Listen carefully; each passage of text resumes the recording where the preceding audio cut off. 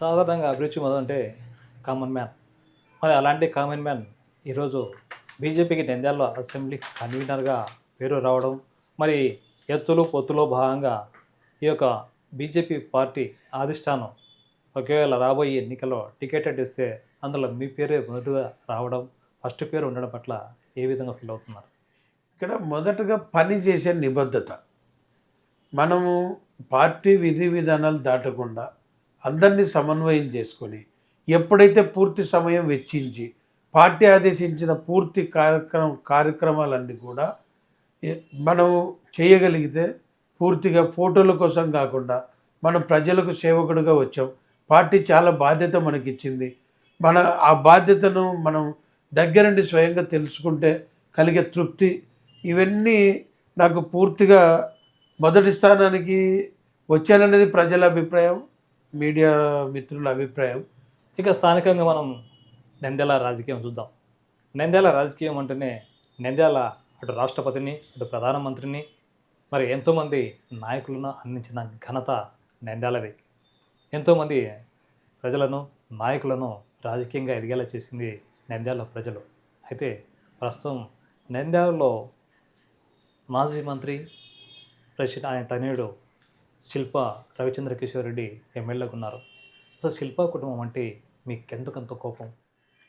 కోపం నాకు శిల్ప కుటుంబం మీద వ్యక్తిగతంగా నాకు ఆయనకు ఎటువంటి విభేదాలు లేవు. మాకు వ్యాపార సమస్యలు, సరిహద్దు సమస్యలు లేవు.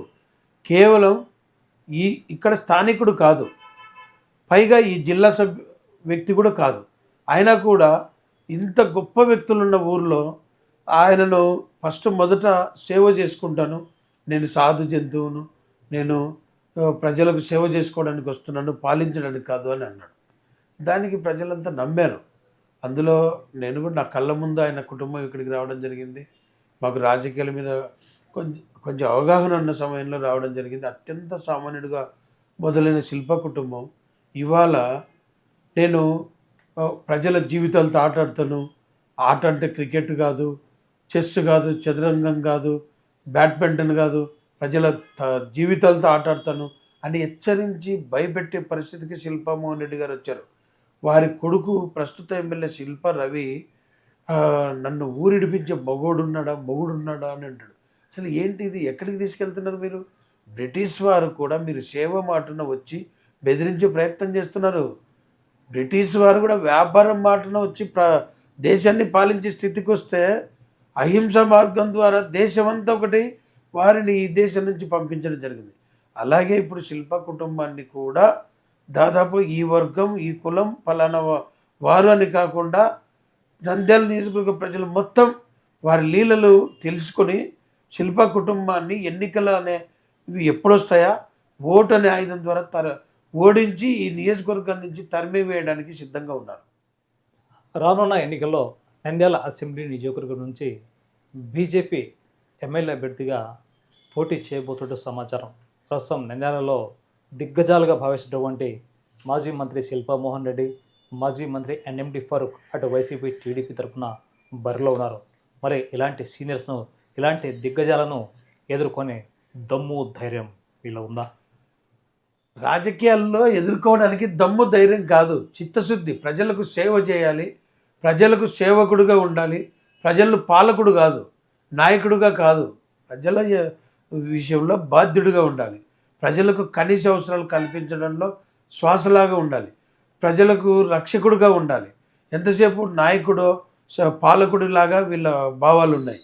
ఇక్కడ దమ్ము ధైర్యం అనేది పక్కన పెడితే ప్రజల ఆదరణ, సేవ చేసే నాయకుడిని, బాధ్యత కలిగిన సేవకునిగా ఉంటానంటే ఎవరైనా ఖచ్చితంగా ఆదరిస్తారు. ఆ ప్రజల ఆదరణ చూసిన వాడిని కాబట్టి ప్రజల నుంచి తప్పకుండా. ఇప్పుడు శిల్పామోహన్ రెడ్డి కుటుంబానికి ధనబలం ఉంది, ఫరూక్ గారికి కులబలం ఉంది, కానీ నా దగ్గర జనబలం ఉంది.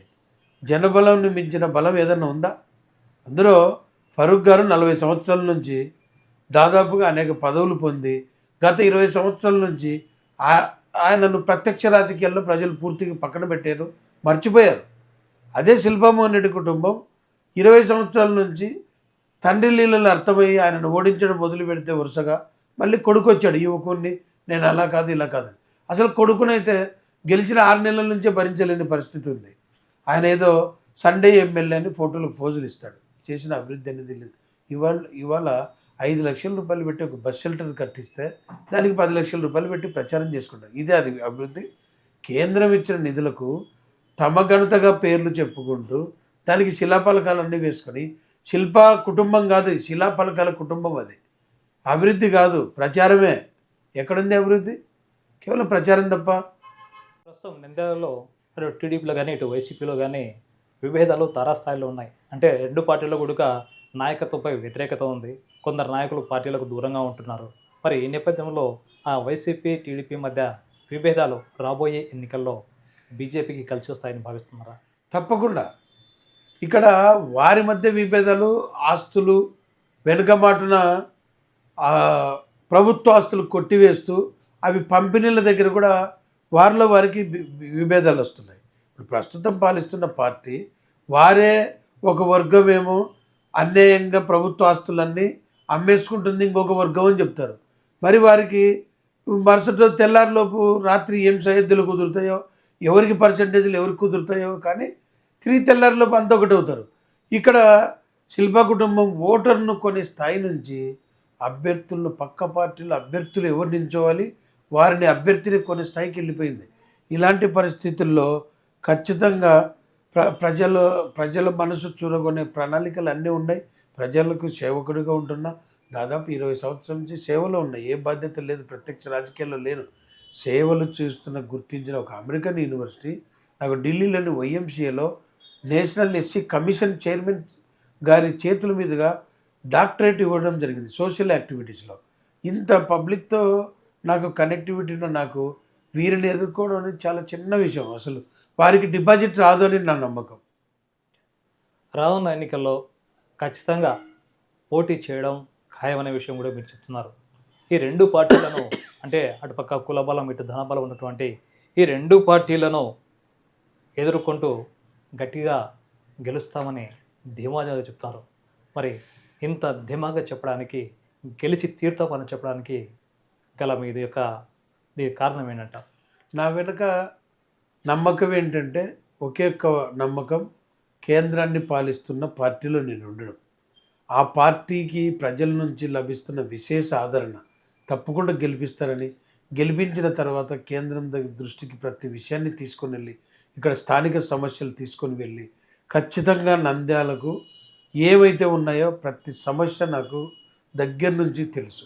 ప్రజలు అనేక విషయాలు తెలుసుకున్న ఈ పోరు యాత్ర ద్వారా కానీ, పల్లె నిద్ర ద్వారా కానీ, దాదాపుగా బీజేపీలో ఉండి ప్రత్యక్షంగా పరోక్షంగా ప్రజలతో ఉంటున్నందువలన, ఇక్కడ జీవన పరిస్థితుల వలన, ఇక్కడ తాత్కాలిక సమస్యలేంటి, శాశ్వత సమస్యలేంటి ఒక అవగాహన ఉంది.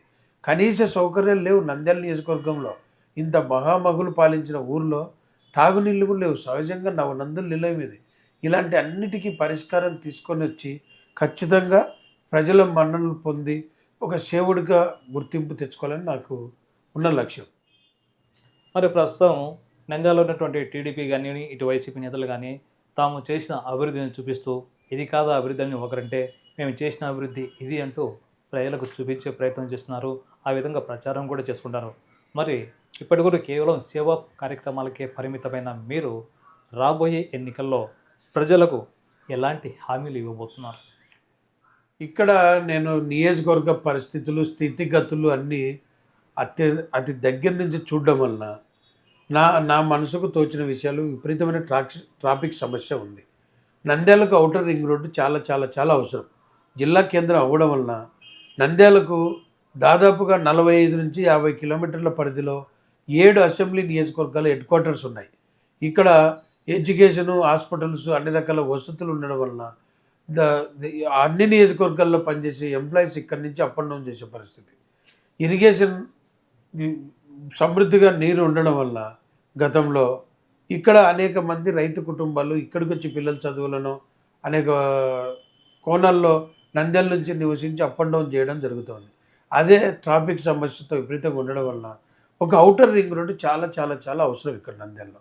దాని నిర్మాణానికి కానీ, నంద్యాలలో దినాభివృద్ధి చెందుతున్న పట్టణ స్థాయి నుంచి నగరానికి అభివృద్ధి చెందే స్థాయికి చాలా వేగంగా అభివృద్ధి చెందుతుంది పట్టణం. అలాంటి పరిస్థితుల్లో ఇక్కడ తాగునీరుకు చాలా ఇబ్బంది ఉంది. తాగునీరు కోసం నంద్యాలకు నలువైపులా సమ్మర్ స్టోరేజ్ ట్యాంకులు నిర్మించి తాగునీరు ఏర్పాటు చేయాల్సిన అవసరం ఉంది.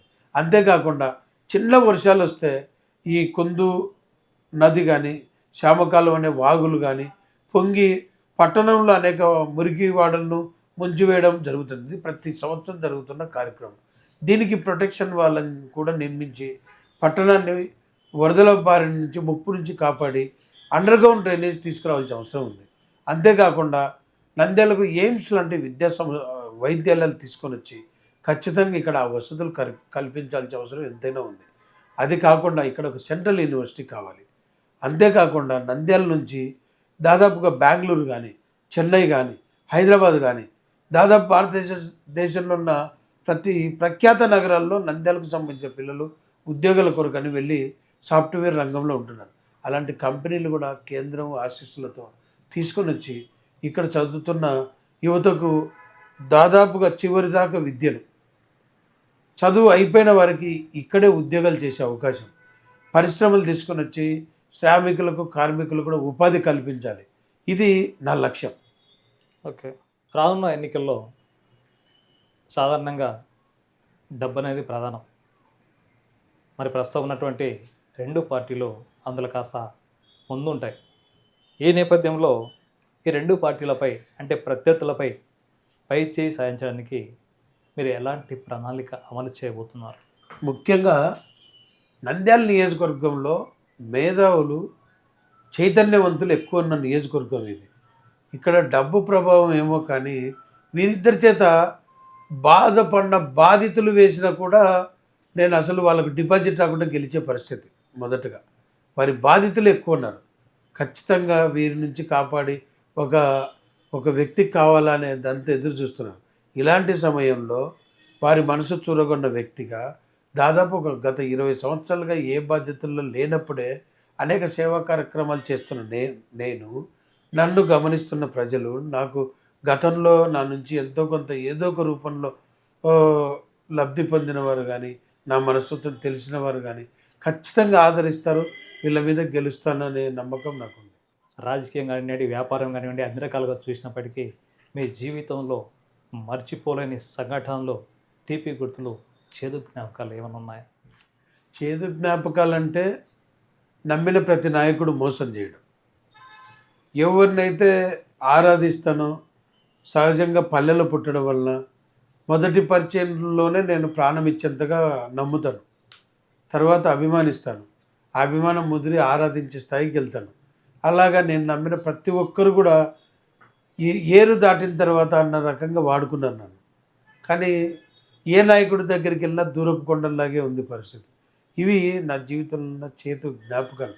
తీపి గుర్తులు అంటే నాకు ఏకైక తీపి గుర్తు భారతీయ జనతా పార్టీ లాంటి అదృష్టమే.